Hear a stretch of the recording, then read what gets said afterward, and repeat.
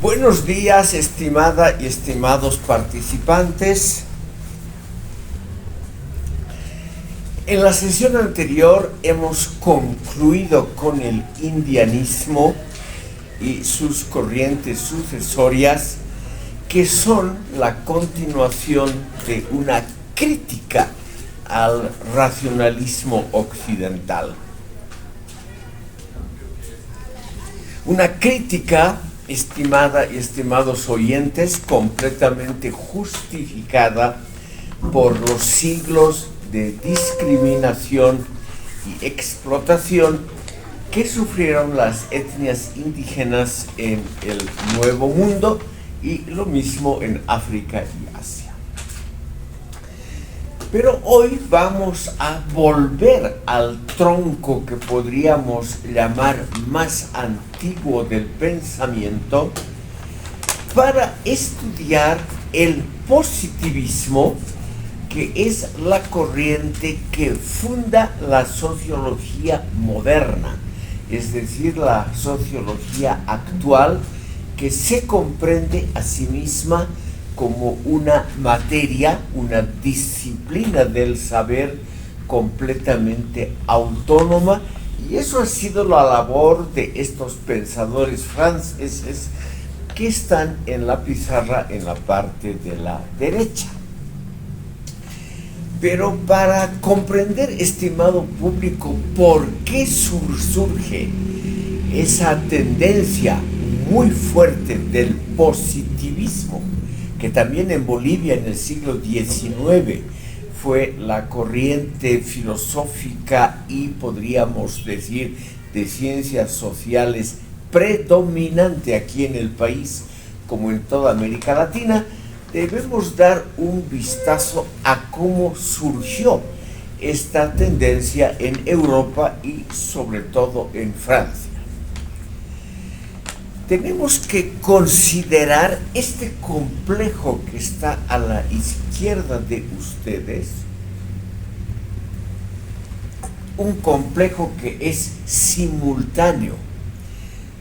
He tenido que poner, por razones obvias, los conceptos uno abajo de otros, pero no son conceptos que van unos después de otros en el plano temporal, sino que todos ocurren simultáneamente, con pequeñas excepciones, pero en general es algo simultáneo.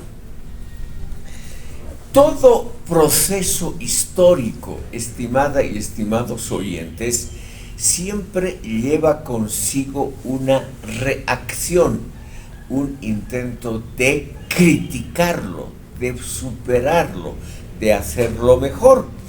Y la revolución industrial, el nacimiento de la democracia y los derechos humanos con la Revolución Francesa no fueron la excepción.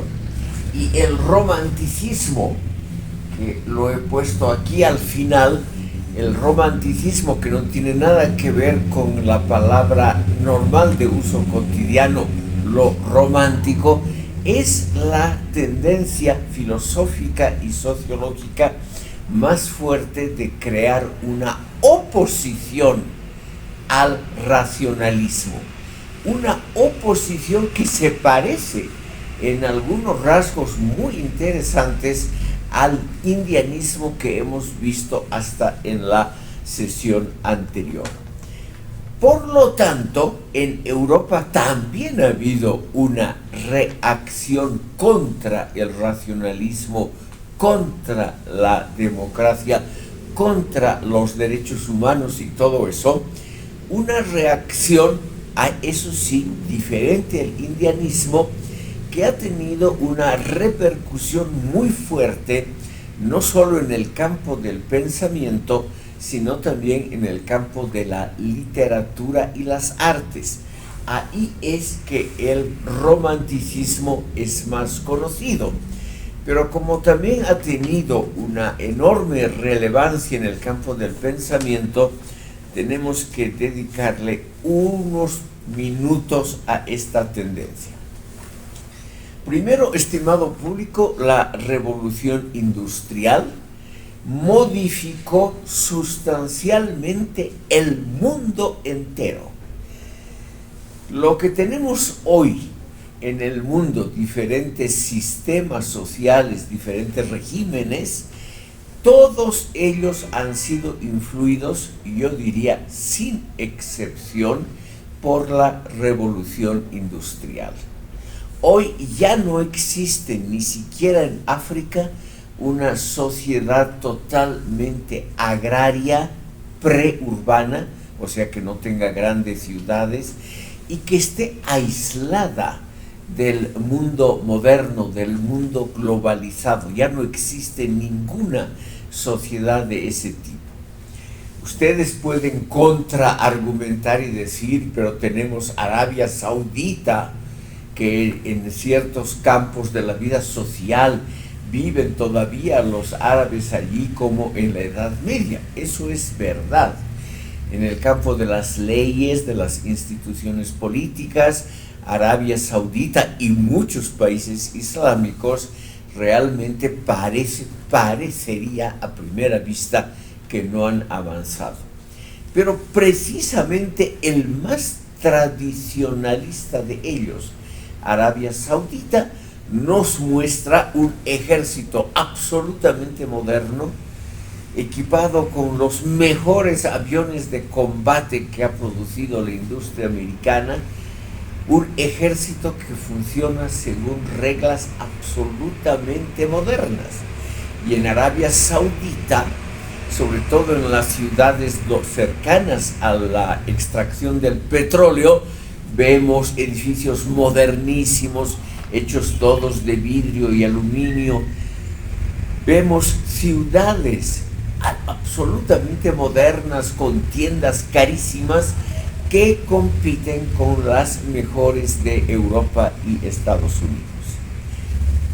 O sea, de alguna manera, estimado público, hoy, en 2024, el mundo realmente se ha industrializado y urbanizado de una manera que ya no hay vuelta atrás. Si pensamos en países que hace solo un siglo, eran sociedades totalmente premodernas y preurbanas, por ejemplo la China.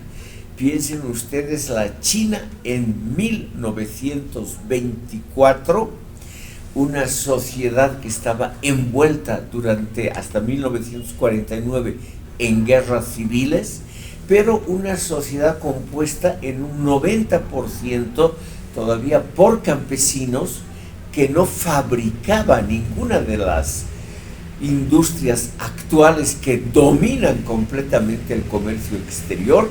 No había nada de eso. Era una sociedad preurbana, campesina, muy pobre y encima sumida en desórdenes internos que parecían interminables. Y hoy la China tiene conglomerados urbanos como Shanghái, tranquilamente 30 o 35 millones de habitantes. Son las ciudades que se han convertido en las más grandes del mundo. Menciono esto porque es una sociedad urbana. Es una sociedad que nos muestra más bien hacia dónde van las pautas del desarrollo del futuro. Por eso es que la revolución industrial, estimado público, realmente ha modificado completamente este mundo y ha creado algo que durante siglos, o mejor dicho, durante milenios de la historia humana no había.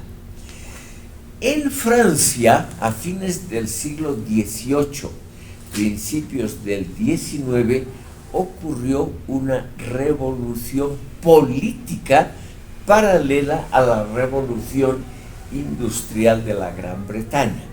En Gran Bretaña no hubo hasta hoy, aparte de la guerra civil del siglo XVII, nunca ha habido un cambio de gobierno, un cambio de sistema sociopolítico radical. Nunca ha habido un país en ese sentido muy conservador. Pero, estimado público, simultáneamente en otros países de Europa, y Francia es el país que ha dado la pauta en el campo institucional y político, ocurrió la Revolución Francesa, que ya la hemos tratado en 1789. Solamente quiero recordar a ustedes que esta Revolución Francesa trajo consigo algunas cosas de las cuales hoy tampoco no podemos prescindir, no podemos renunciar a la democracia, a los derechos humanos, a la institucionalidad que ha creado la Revolución Francesa. A ustedes, estudiantes de Derecho, les recordaré que es el primer país que instituyó la estructura actual de los aparatos de justicia. Por ejemplo, el hecho de que hayan varias instancias, que uno pueda apelar a una instancia superior cuando uno no está conforme con la decisión, con el fallo de una instancia inferior. Eso no había antes. O la institución de una Corte Suprema de Justicia. Esas son instituciones creadas por la Revolución Francesa y por el racionalismo de esa época. Entonces, estimado público, tenemos unos cambios enormes que obviamente han influido sobre el pensamiento. Quiero mostrarles muy rápidamente esta cuestión del romanticismo, porque realmente ha sido algo novedoso a escala mundial. Como les decía, el romanticismo ha dejado su impronta, su huella, muy fuerte en el campo de la literatura y de las artes, en la música, por ejemplo, pero también en el campo del pensamiento. ¿Por qué? Porque los seres humanos, sobre todo algunos, notaron, estimados oyentes, que la revolución industrial, la democracia y el racionalismo no eran cosas tan perfectas, tan maravillosas, solo positivas, como decían sus partidarios. Y de ello también, aunque parezca muy curioso, por lo menos el romanticismo ha alimentado, ha inspirado a la extrema izquierda, a teorías socialistas. No hay duda que Friedrich Engels y Karl Marx, los dos fundadores del llamado socialismo científico, no hay duda que por lo menos se han inspirado en algunos elementos del romanticismo. El principal. Los románticos, estimado público, afirmaron que la industrialización, la urbanización, en una palabra, la modernización, destruía la vida humana.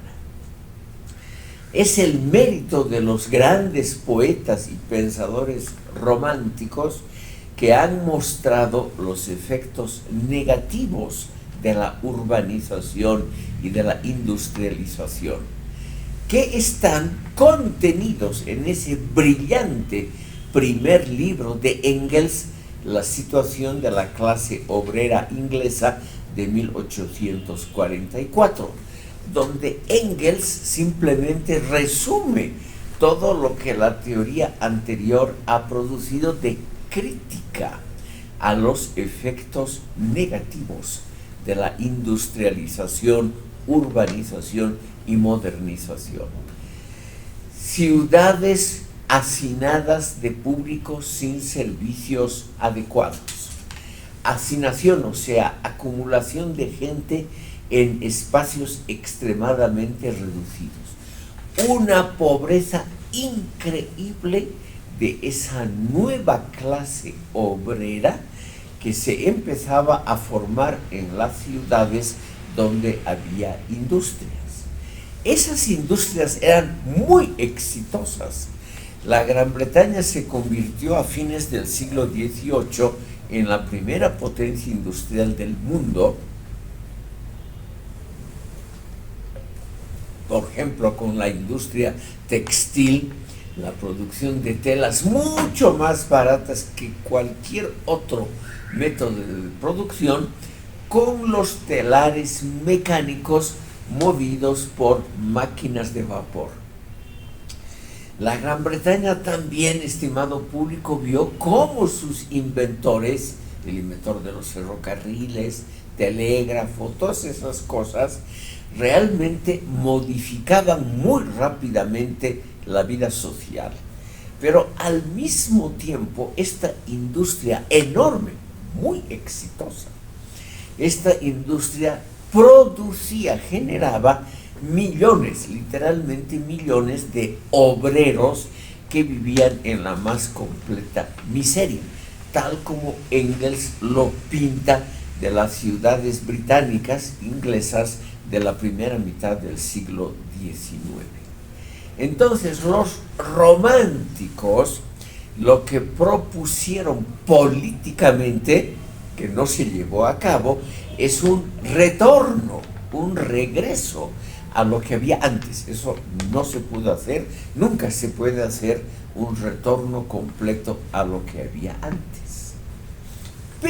Pero, estimado público, esto alimentó a pensadores, alimentó sobre todo la crítica, porque muchos pensadores vieron que ese proceso triple, urbanización, industrialización y modernización, también tenía algunos aspectos extremadamente negativos.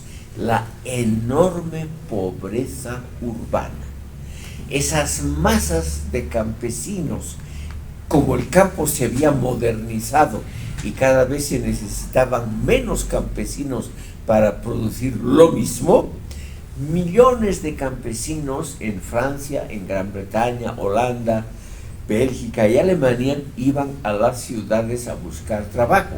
Y había trabajo, porque las fábricas realmente crecían a un ritmo enorme, pero era un trabajo muy mal pagado, con condiciones laborales malísimas, malísimas. Entonces surgió la idea de que el régimen anterior no era tan malo.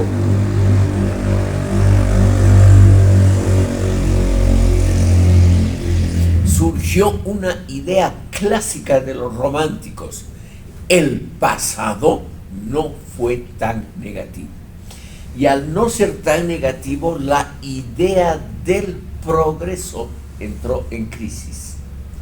Si nos llevamos nuestra memoria un instante a la primera mitad del siglo XIX, nos encontramos con una muy brillante literatura romántica en el campo del arte, lo mismo la música, es decir, es un florecimiento extraordinario de las tendencias románticas que, por ejemplo, en el arte piden una vuelta a la Edad Media. Y en el siglo XIX, cuando ya hacía siglos que se construían edificios, casas, palacios, iglesias en estilo renacentista, en estilo moderno, se volvió al neogótico de la Edad Media. Durante el siglo XIX se volvió a ese estilo típico de las épocas medievales. Les menciono el estilo neogótico en literatura, arquitectura, música, etc., simplemente para que vean ustedes que esta vuelta al pasado, esta vuelta romántica, el romanticismo embellece el pasado. Eso es lo principal de esta tendencia. Para que vean ustedes simplemente la popularidad de esa corriente. Y en la política, estimado público, parece en 1815 que los románticos tienen un éxito político enorme porque se introduce en toda Europa la llamada Restauración, que dura muchas décadas. Esa restauración, llamada así porque se restauran, es decir, se vuelve a los regímenes monárquicos anteriores. La Revolución Francesa y Napoleón, con sus victorias que duraron pocos años, habían barrido de los tronos de Europa a las principales casas reinantes, por ejemplo en España, en Portugal, en Alemania, en toda Italia, etc. Restauración significa volver a instaurar a esas dinastías como los Borbones en Francia y en España y también en Italia, que habían sido echados por la borda por el progreso político. En 1415 se reúne el Congreso de Viena, que define por un siglo, hasta la Primera Guerra Mundial, los límites de Europa y restaura a casi todas las monarquías anteriores. Por eso se llama restauración. Y al restaurar, es una época muy reaccionaria. Reacción significa una acción de vuelta atrás. La reacción, restauración, regreso, retorno, por lo menos en la política, tiene un cierto éxito. ¿Por qué digo cierto? Porque en todos los países los regímenes restaurados hacen un compromiso con el desarrollo moderno. Restauran las monarquías y en muchos casos gobiernos absolutistas como habían antes de la Revolución Francesa, pero aceptan las ventajas de la industrialización, de la urbanización, etc. Entonces es obviamente una restauración parcial, una restauración solo de pantalla, pero igualmente fuerte. Ahora bien, estimado público, en el campo que nos interesa a nosotros, el pensamiento social, vamos a ver que aquí empieza un periodo muy interesante que dura hasta hoy y que lo podemos calificar como un pluralismo de ideas. A partir justamente de la Revolución Francesa ya no hay una tendencia predominante en el mundo universitario, en el mundo del saber, en el mundo que crea las ciencias sociales, sino que realmente lo que hay desde entonces es una diversidad de escuelas.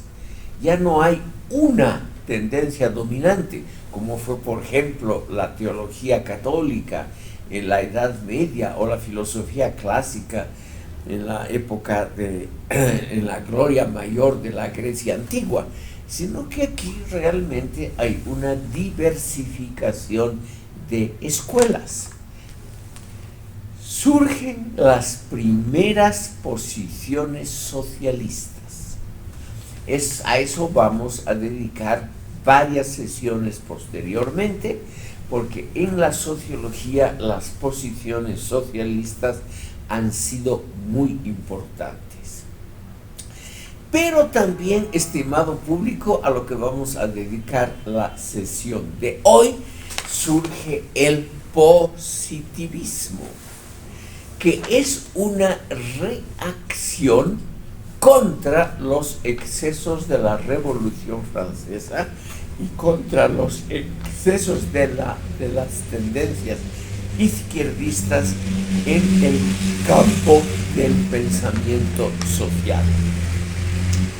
Y ahí tenemos, estimado público, a este pensador del cual vamos a hablar ahora, Auguste Comte, el fundador de la sociología y el que ha inventado la palabra sociología. Por ello, por la enorme importancia que ha tenido el positivismo, sobre todo en América Latina, es que le tenemos que dedicar unos largos minutos.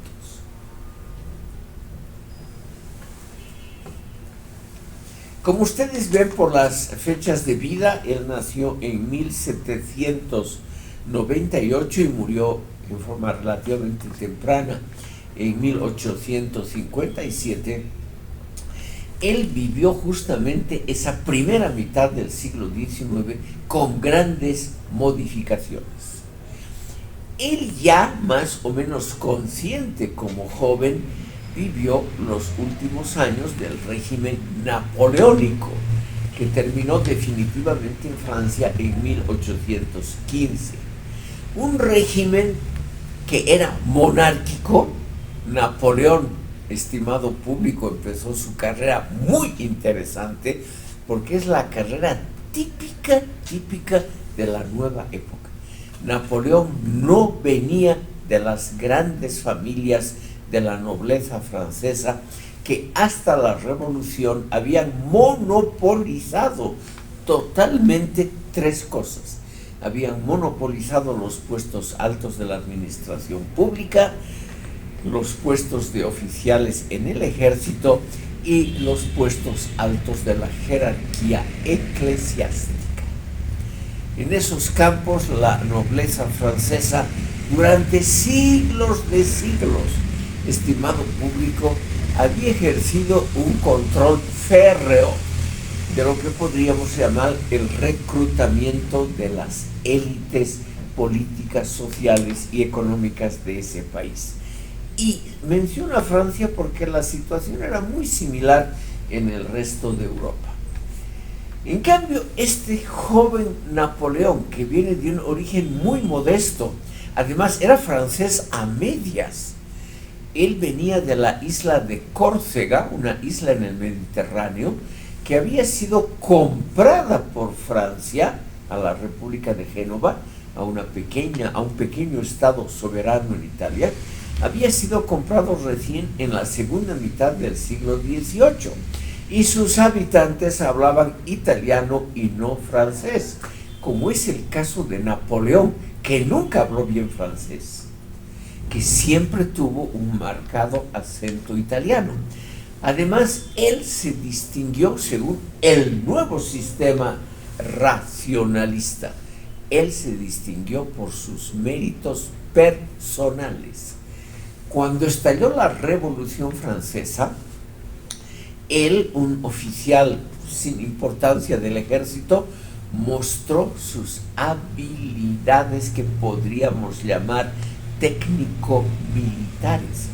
Y él ascendió en la época de la República, ascendió muy joven hasta general, porque tenía unas habilidades estratégicas realmente muy notables. En todas, sin excepción alguna, todas las batallas que libró Napoleón, siempre él tenía una cantidad de soldados muy inferior a las fuerzas del enemigo. Pero él venció en todas las batallas, menos las dos últimas, precisamente porque tenía esa gigantesca habilidad estratégica que tenía que ver con un talento y no con su origen social. Napoleón, estimado público, se convirtió en el héroe de la gente joven, sobre todo que no procedía de la nobleza, porque se mostraba que uno puede ascender por méritos propios y no por el origen social. En esas brillantes campañas, Napoleón conquistó una gran parte de Europa, desde Lisboa hasta Moscú. Le duró pocos años, pero tropas francesas estuvieron victoriosas desde Lisboa hasta Moscú, o sea, casi toda Europa. Él tuvo esos éxitos con ayuda de sus 10 famosos mariscales, todos, sin excepción, de origen muy modesto, que habían ganado ese rango de mariscal el más alto del ejército francés, solo por sus habilidades, por su talento militar. Entonces ustedes pueden imaginarse que miles de seguidores jóvenes en toda Europa se entusiasmaron por ese régimen político, la Revolución Francesa y su continuación, el Imperio Napoleónico, porque ese régimen privilegiaba el talento y no el origen social.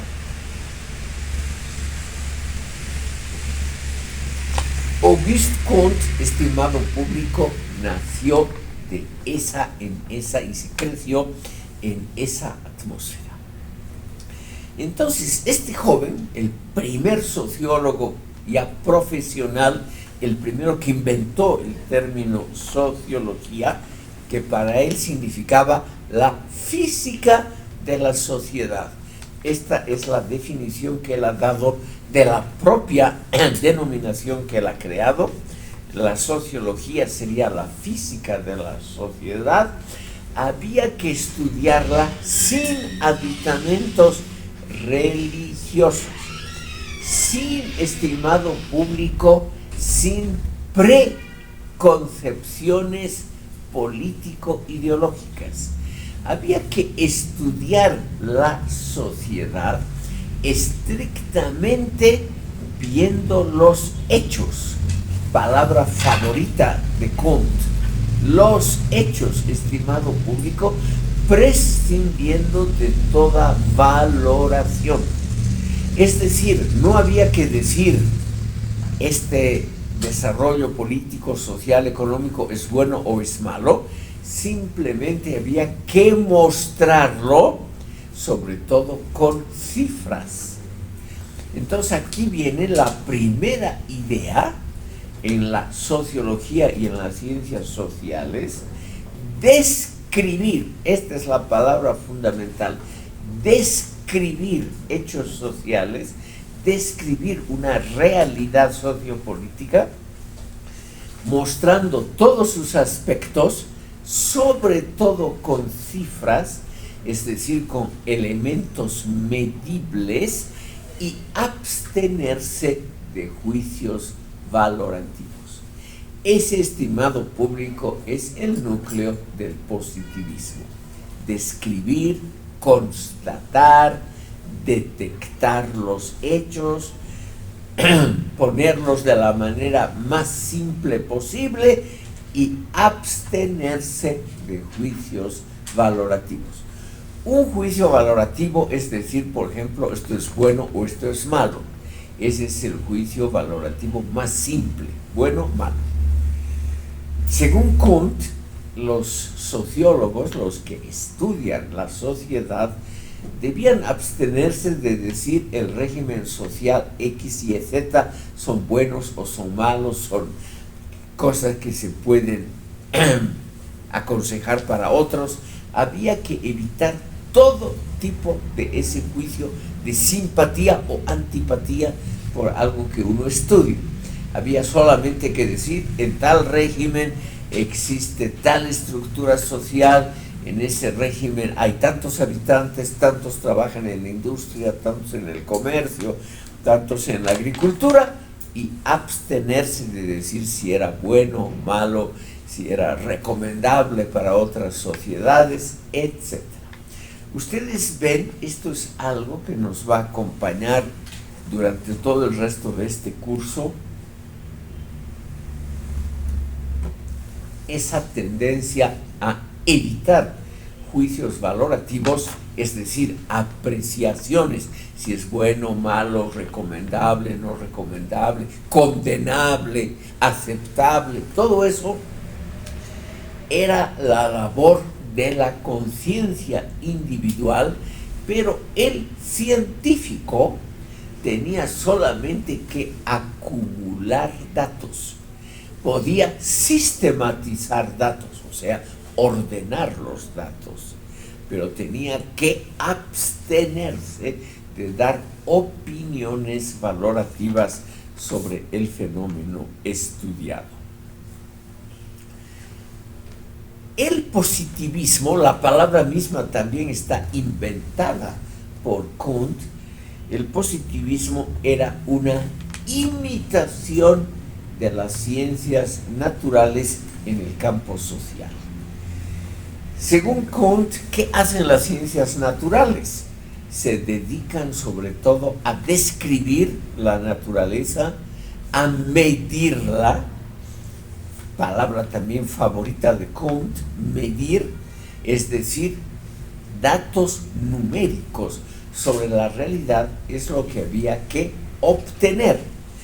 Se podían sistematizarlos, es decir, ordenarlos, pero había que evitar toda opinión personal sobre los datos que uno compila, es decir, que uno reúne sobre un fenómeno social. Porque según Kant, estimado público, las ciencias naturales nos dan la pauta de lo que es el trabajo científico. Entonces, los sociólogos, los que se dedican a las ciencias sociales, tenían una labor esencial: imitar los procedimientos científicos de las ciencias naturales. Imitar, es decir, tenían sobre todo que medir, describir y olvidarse de juicios con respecto a fenómenos sociales. En esa época, estimado público, en la época en que estamos hablando ahora, las primeras décadas del siglo XIX, la influencia de la filosofía alemana era muy grande en Francia y en todo el resto de Europa. Estaba ahí un filósofo al cual le vamos a dedicar posteriormente una sesión, el gran Hegel, el que ha inspirado también parte, por lo menos la parte operacional del marxismo. Y Hegel, me adelanto solamente para comprender cómo es el positivismo, Hegel había producido una gran filosofía de la historia. Había establecido que la historia se mueve de oriente a occidente y que la historia termina en los gobiernos, en los sistemas de Europa occidental, porque son la cumbre, el resultado del racionalismo. Kant era totalmente contrario a toda especulación histórica. Kant ha pasado a la historia como lo opuesto a Hegel y por lo tanto también a Marx, opuesto a toda construcción que él llama especulación acerca del curso de la historia universal. Según Kant, lo que podemos hacer, obviamente, es registrar. Por ejemplo, en el trabajo de los historiadores podemos registrar los hechos históricos. Ejemplo clásico de la época, podemos decir, el ejército francés ocupó Berlín, Moscú, Madrid, Lisboa, etcétera, etcétera, en tal fecha, con unos contingentes militares que tenían tantos hombres, sufrieron tantas pérdidas y punto. Pero Kant decía, no podemos decir que esa ocupación fue buena o mala, provechosa o negativa para las sociedades involucradas. Los franceses han ocupado una gran parte de Europa. Solamente podemos registrar, detectar, describir, pero no podemos de ninguna manera opinar si esa ocupación francesa militar ha sido buena o mala para las sociedades involucradas. O sea, había que callarse en el campo de las opiniones valorativas. Se podía sistematizar los conocimientos. Y aquí viene algo muy interesante que nos dice Kant. No, en el campo social, en esa nueva ciencia de la sociología, podemos registrar continuidades, podemos registrar pautas repetitivas de comportamiento, pero nos tenemos que callar sobre si esas pautas son buenas o malas. Podemos, por ejemplo, decía él, descubrir que en la economía de la familia hay ciertas regularidades. Por ejemplo, un padre de familia que piensa en el futuro ahorra algo para su vejez. En esa época no había sistemas jubilatorios. El padre de familia y, mejor dicho, en plural, los padres de familia conforman una regularidad de comportamiento porque la inmensa mayoría de la población hace más o menos lo mismo. Por ejemplo, ahorrar, aunque sean ingresos muy bajos, pero se ahorra algo para un futuro incierto, o se ahorra algo para pagar la educación de los hijos. Entonces, esas regularidades, esas repeticiones, es bueno constatar porque la sociología se preocupa justamente de observar que el ser humano en todas las culturas tiende a repeticiones, a regularidades del mismo orden.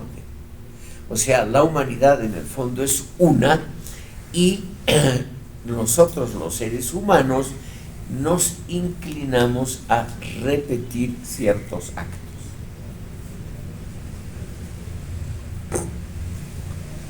¿Qué hace el ciudadano normal? El ciudadano normal se dedica a ver, dice Kant, porque él quiere prever. Ese es un juego de palabras en castellano, lo mismo que en francés, que provienen de este pensador. Él dice, el ciudadano normal se dedica a ver, o sea, observar, porque quiere prever el desarrollo. El ciudadano normal, el caso más común, ve que uno envejece, que uno pierde el trabajo, etc. Entonces, en la época todavía donde hay algo de ingresos, él prevé esa situación y empieza a ahorrar. Esa es la repetición, digamos, más normal, usual, habitual que hace el ser humano. Pero no podemos, dice Kant, decir si es buena o mala esa actitud de ahorrar. Tenemos simplemente que registrar esa tendencia del ser humano a prever el futuro. Entonces, lo que cree Kant es que hay unas condiciones constantes de la existencia humana. Y esas condiciones constantes son la necesidad de la inmensa mayoría de la humanidad de trabajar para ganarse su sustento, de ahorrar en lo posible durante la época laboral y tratar de evitar todo acto que pueda dañar el tejido laboral social. Al mismo tiempo, estimado público, que hay estas condiciones constantes de la existencia para la mayoría de la población, también hay una constante muy interesante. Los seres humanos no podemos vivir sin un esquema de ordenamiento jerárquico. Esos ordenamientos jerárquicos pueden cambiar de nombre. En algunos son presidentes, en otros son reyes, emperadores, son sacerdotes, pero el ser humano no puede vivir sin jerarquías. ¿Por qué? Porque la jerarquía es indispensable para que el todo social, el conjunto social, funcione bien. Es decir, igual que la sociedad de las hormigas o de las abejas, estimado público, nosotros los seres humanos tenemos la necesidad de una guía, de una autoridad que nos muestre la senda, el camino que tenemos que seguir. En las abejas y en las hormigas existe la reina, o sea, la máxima autoridad, que es, según Comte, la que organiza esa sociedad jerárquica de hormigas y abejas. Los seres humanos hacemos en el fondo lo mismo, o sea, organizamos jerarquías sociales, pero aquí viene el mérito de Comte. Esas jerarquías no deben estar organizadas por el nacimiento, por el origen, tampoco por el origen étnico, sino que tienen que estar organizadas exclusivamente por el talento. Eso es lo novedoso desde la Revolución Francesa. Hay que fomentar los talentos. Él es uno de los primeros pensadores que se le ha ocurrido la idea de que hay que instaurar un sistema de becas para estudiantes talentosos.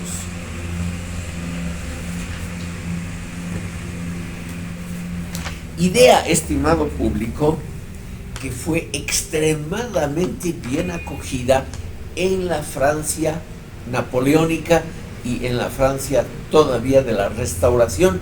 Eso no se tocó. Tal vez es bueno mencionar un detalle no muy conocido.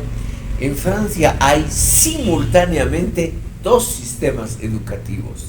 Hay el sistema universitario normal, como esta universidad, y hay las llamadas grandes escuelas, donde no se investiga, donde no se hacen teorías, donde no se discute socialismo, marxismo, ni ninguna teoría social, sino solamente se prepara a los futuros funcionarios del Estado y de las grandes empresas para que manejen adecuadamente la empresa en términos estrictamente técnicos, no políticos.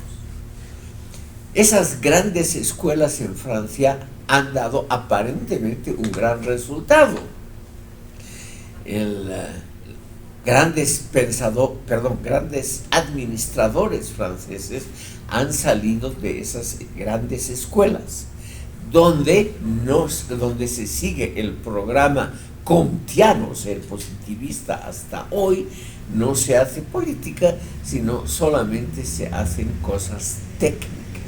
Se enseña cómo se maneja una empresa, cómo se construye, por ejemplo, un nuevo sistema de ordenamiento dentro de una empresa, sola y exclusivamente bajo el criterio de la eficacia.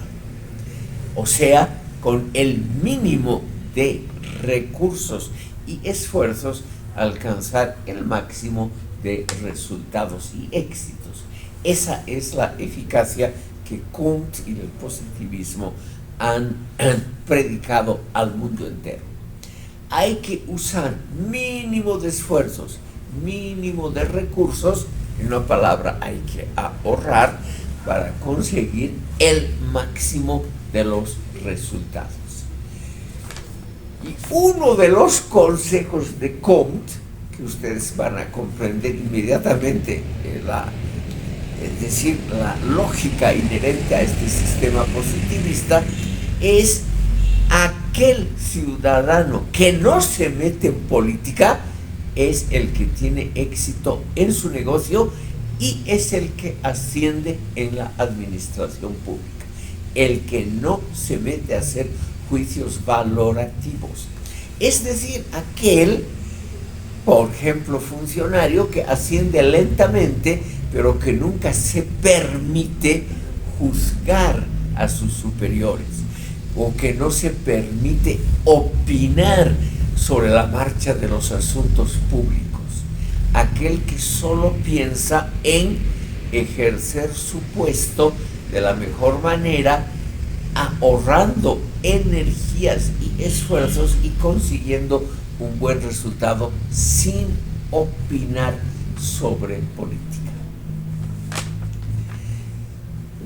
Esta teoría positivista durante el siglo XIX ha sido muy popular en América Latina en círculos intelectuales. No quiere decir que haya tenido repercusión en la realidad, eso es otra cosa, pero ha sido muy popular. Quiero darles solamente un ejemplo de esa popularidad.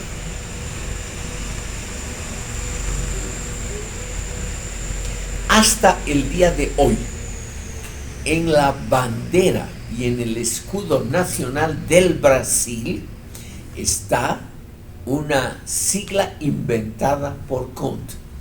Si ustedes ven una representación grande del escudo de la bandera del Brasil, van a ver que tiene una pequeña inscripción en el centro que dice orden y progreso, es decir, orden y progreso.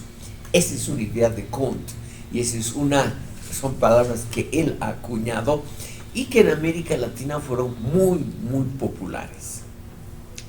Orden y progreso significa renunciar a la política cotidiana, renunciar a golpes de Estado, a sublevaciones, a cambios violentos, orden, y así progresar.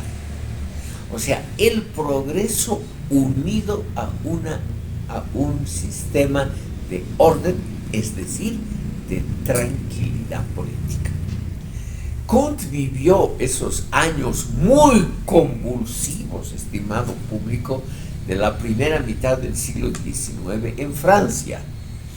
Además de la Revolución Francesa, la propia Revolución Francesa tuvo un desarrollo lleno de problemas, cambios. Por ejemplo, Napoleón Bonaparte, este general del cual se ha hablado, él dio un golpe de Estado, el famoso 18 Brumario de 1799, y subió al poder no democráticamente, sino por un golpe de Estado.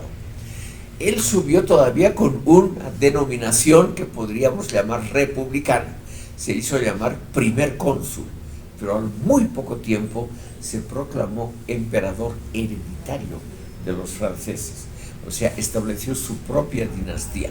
Tuvo muy poca suerte en ello, pero él trató de establecer una dinastía, eso sí, de ideas racionalistas y en parte revolucionarias. Cayó el régimen napoleónico, siguió la restauración. Dentro de la restauración, eso lo vivió Comte, en 1830 hubo la Revolución de Julio, una revolución popular que destituyó a la rama mayor de los Borbones y subió al trono la rama menor, que era de ideas muy progresistas, hoy diríamos izquierdistas, pero relativamente poco tiempo después, en 1848, se estableció la Segunda República, que también duró poco. A los 3 años, un sobrino de Napoleón restauró el imperio, restauró la monarquía hereditaria. Todo eso vivió Comte, y él lo que vio es que Francia hubiera podido desarrollarse más, hubiera podido mantener esa primacía que tuvo en el siglo XVII-XVIII como primera potencia europea, si hubiera sido un país sin revoluciones, sin sorpresas, sin golpes de Estado. Es decir, hubiera habido mucho más progreso si hubiese habido orden político. Por eso, orden y progreso se convirtió en la gran divisa de este hombre. Veremos, estimado público, la concepción de historia de Comte. Hemos visto en sesiones anteriores, no sé si ustedes se acuerdan, de la teoría de un pensador llamado Condorcet, que también es muy popular aquí en América Latina. Por las dudas pongo el nombre.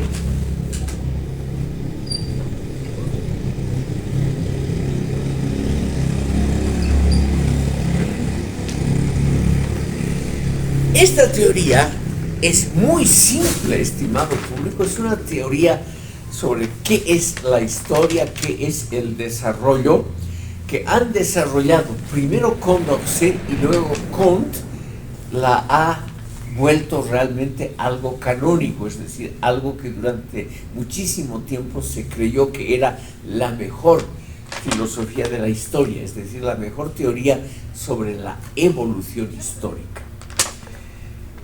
Comte nos dice, toda la historia de la humanidad, en todas las sociedades sin excepción, hay un desarrollo que pasa por solo 3 etapas. El estadio el estadio teológico, luego le sigue el metafísico y termina en el científico o positivo.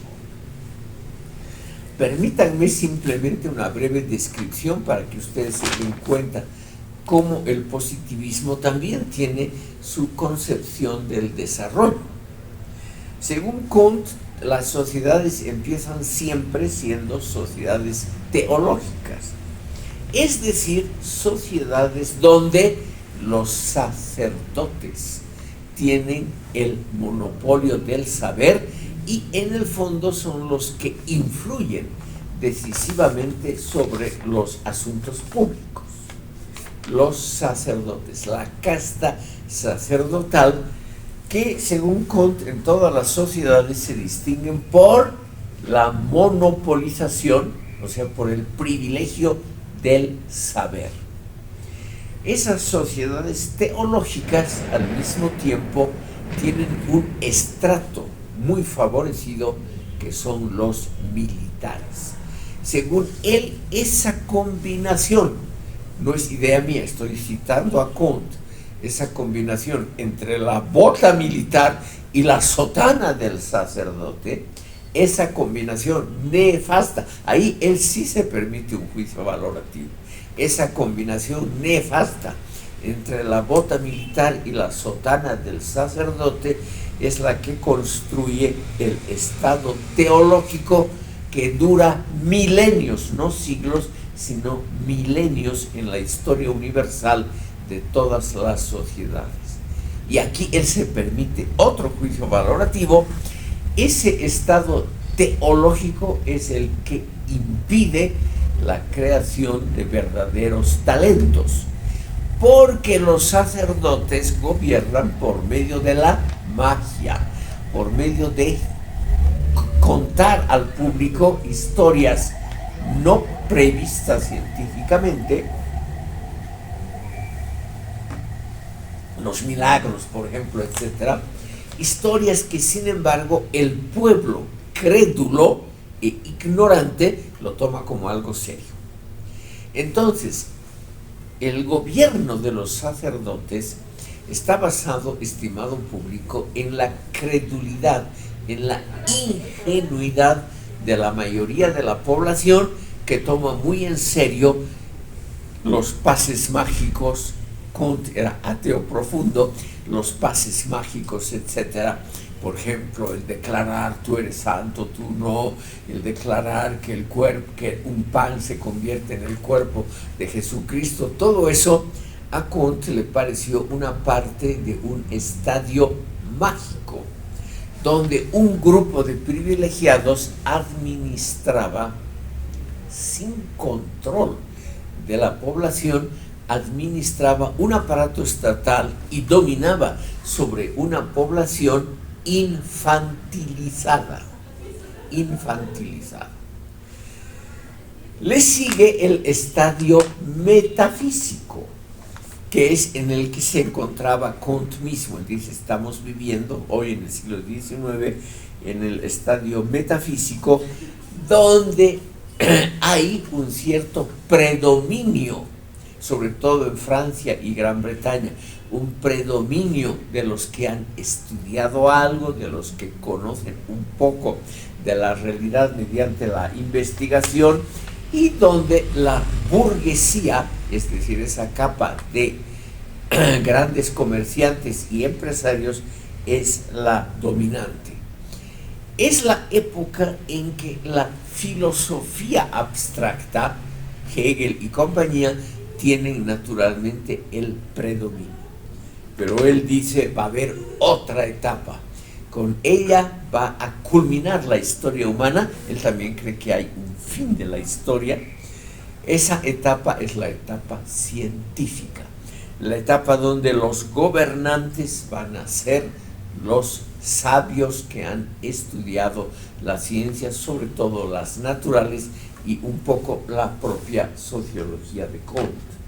Entonces, él nos dice, curiosamente, esa etapa posterior, que va a ser la redención de la humanidad, la etapa científica, va a ser la etapa donde se evita todo sufrimiento, porque el ser humano, al ver, va a prever todos los males del mundo.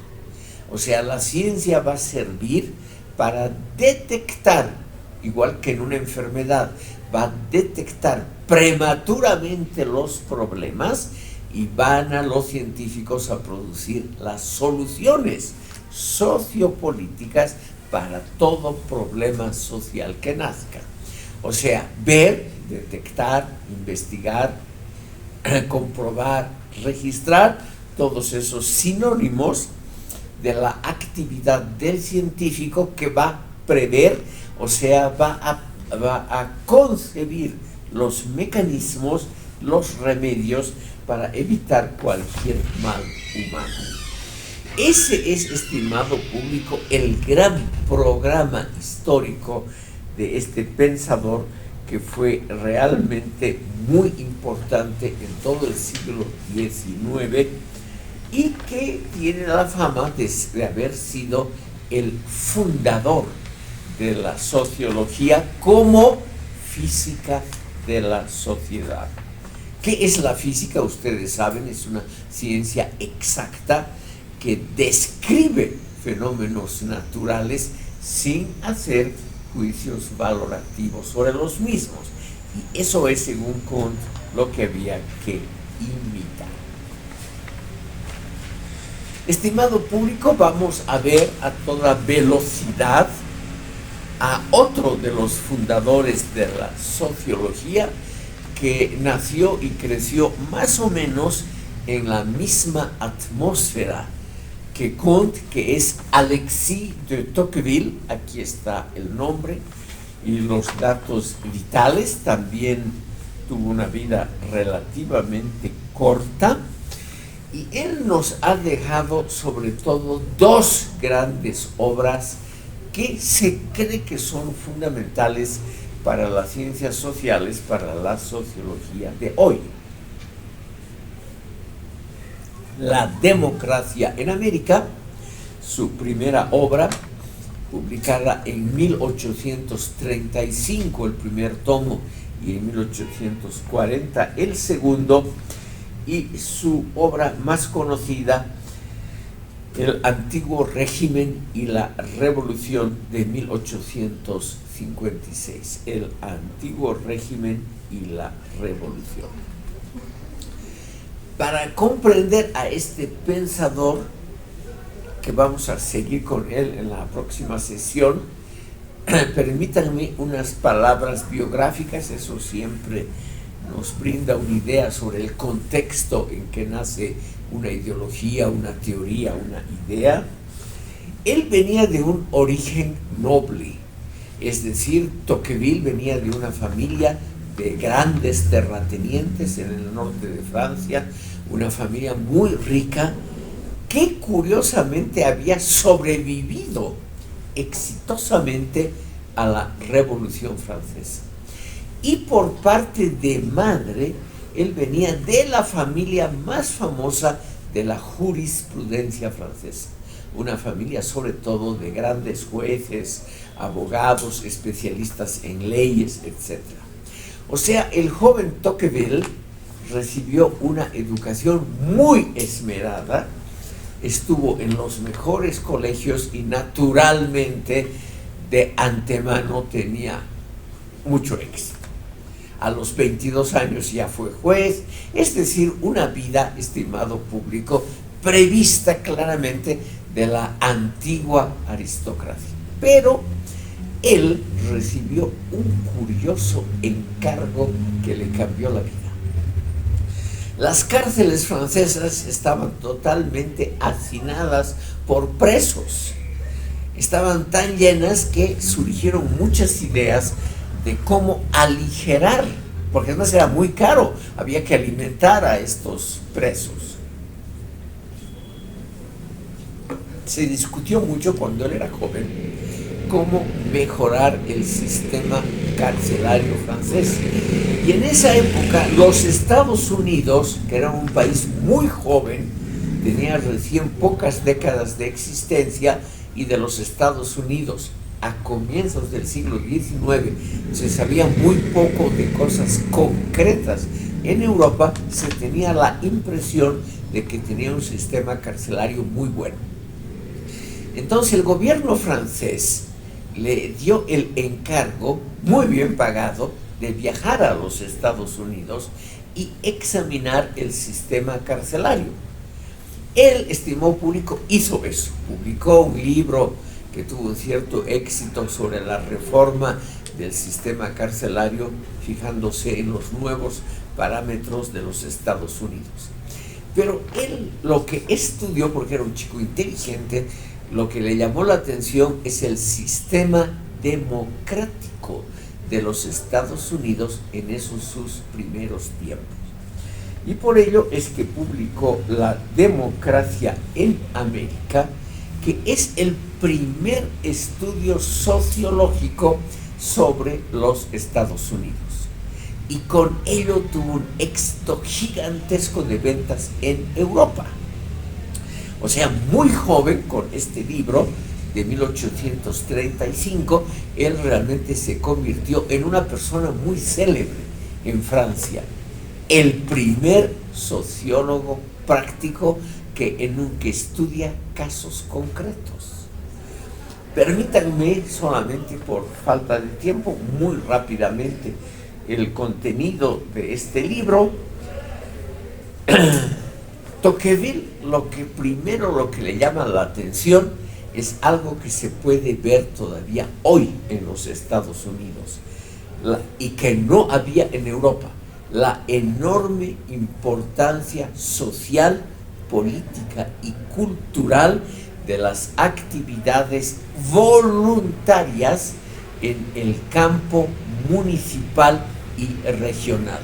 O sea, no en los altos estratos de la administración pública, sino como la gente sencilla, la gente de la calle de todos los días, interviene en la esfera municipal y en la esfera estatual. Los Estados Unidos es un país federal, cada estado tiene su propia asamblea, su propio gobierno, sus propias leyes, etcétera, etcétera, que obviamente no tienen que contradecir las leyes generales y la Constitución federal. Pero es una autonomía relativamente fuerte de los 50 estados. Y eso él notó que, a diferencia de los estados europeos, donde esa autonomía era mínima, si es que existía, en Francia, en la época de Tocqueville, los departamentos no tenían, hasta hoy, ninguna asamblea departamental, no tenían gobernadores electos, sino que los prefectos, ese era el nombre de la autoridad departamental en Francia, eran nombrados por el ministro del Interior y no tenían leyes propias, como era también el caso en Bolivia, hasta las reformas de 1994, hasta las leyes de participación popular. Entonces, es algo que hoy nos parece una cosa de todos los días, que no amerita dedicarse a ese tema.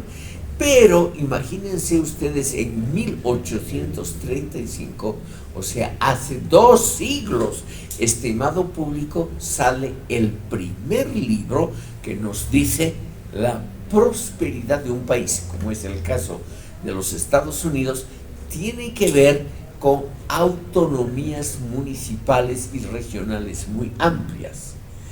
Es decir, esas autonomías son la base del éxito de los Estados Unidos, del éxito económico que ya se notaba desde los primeros años del siglo XIX. Además nos dice él algo que vale todavía hoy. Tocqueville nos dice, todo esto tiene que ver con la religiosidad popular. Los Estados Unidos, sobre todo, él estudia los estados del norte, los del sur, los estados que en esa época eran esclavistas, no los menciona. Él menciona sobre todo la religiosidad popular en los estados del norte. Él nos dice, tiene que ver con esas religiones protestantes que tienen mucho de participación pública, aunque sea a un nivel intelectual bajo. Él se refiere a baptistas y a todos esos grupos protestantes que hoy a nivel mundial se han convertido en muy populares. Piensen ustedes, estimado público, hace algunos años en el éxito de ese candidato desconocido que era Jair Bolsonaro en el Brasil, que se sustentó en las iglesias protestantes brasileñas. O piensen ustedes en el éxito enorme de la religiosidad popular en los países islámicos. Entonces aquí viene una observación estrictamente sociológica de Tocqueville.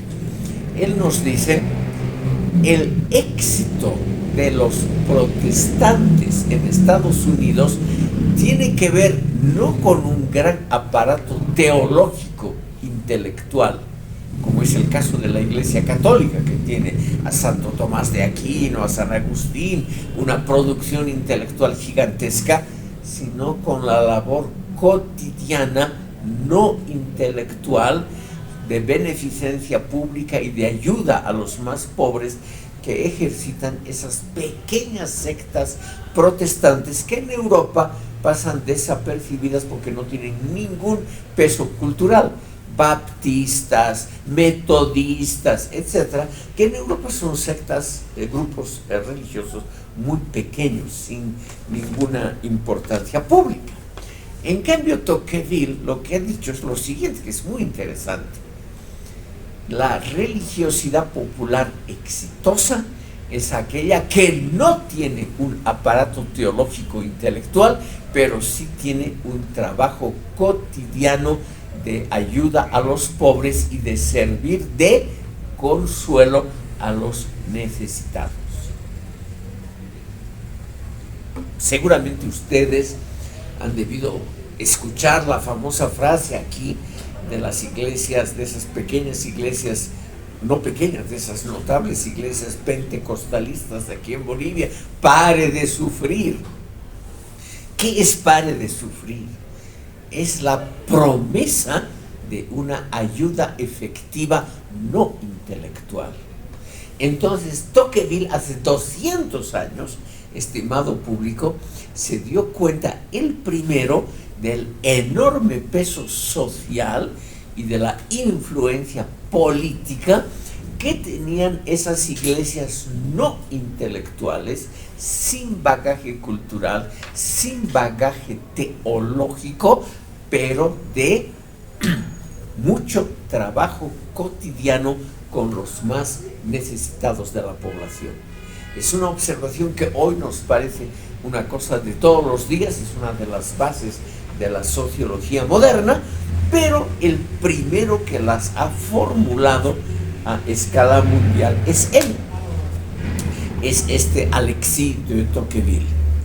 Entonces, él se da cuenta, estimado público, que los Estados Unidos es evidentemente una sociedad con clases, con estratos, pero son estratos construidos de una manera diferente a Europa. Son estratos construidos por un solo criterio: el dinero, no la distinción social, no la calidad intelectual. Es un país, según Tocqueville, que no aprecia los éxitos intelectuales de sus pocos pensadores. Tampoco es un país de una vieja aristocracia, es un país en que la estructura social está basada exclusivamente en el dinero. Y ese dinero tiene que ver con el éxito en el trabajo, por ejemplo, en el comercio, en la industria, y de ninguna manera con alguna conexión social aristocrática, es decir, de linajes. Él mismo nos dice, los grandes millonarios norteamericanos de esa primera época, no todos vienen de un origen modesto y se han enriquecido por inventos o por nuevos procedimientos comerciales. Ninguno de estos nuevos millonarios tiene algo que ver con una especie de aristocracia por origen social. O sea, y aquí viene la diferencia, estimado público, es un régimen plutocrático. Plutocrático, la plutocracia es el dominio de la gente de dinero, pero no de origen aristocrático. Entonces es el primero que hace una clara diferencia entre plutocracia americana y aristocracia europea. Y él nos muestra también que lo posiblemente negativo es que esa plutocracia desprecia el mérito intelectual, lo cual posiblemente ha quedado todavía hasta hoy en los Estados Unidos, un país que aprecia el éxito de los deportistas, de los millonarios, etcétera, pero no necesariamente el éxito de sus pensadores. Hasta aquí, estimado público, gracias por escucharme. Entonces, el miércoles vamos a terminar con Tocqueville y vamos a ver cómo la sociología sigue desarrollándose con esos nuevos parámetros del positivismo que fundó Kant y que ha sido tan popular y sigue siendo hasta hoy. Gracias por escucharme hoy.